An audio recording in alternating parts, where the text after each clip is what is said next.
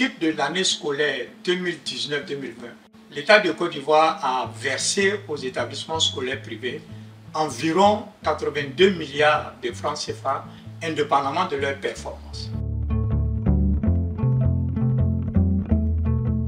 Pour répondre au manque de documentation systématique sur la privatisation de l'éducation en Afrique de l'Ouest, particulièrement en Côte d'Ivoire, le mouvement ivoirien des droits humains MIDH et Global Initiative pour les DEX ont entrepris une recherche sur l'impact de la privatisation et la marchandisation de l'éducation sur le droit à l'éducation en Côte d'Ivoire au regard des principes d'Abidjan. Cette recherche a soulevé 7 points de tension, dont une forte privatisation de l'éducation depuis 1992 résultant de choix politiques.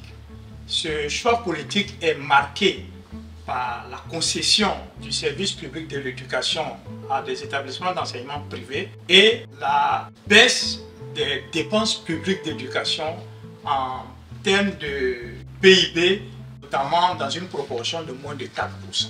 Au contrario, les subventions accordées par l'État aux établissements scolaires privés augmentent sans cesse, indépendamment de leurs performances, notamment en termes de résultats scolaires. L'État de Côte d'Ivoire a signé 3 conventions avec les fondateurs des établissements scolaires privés.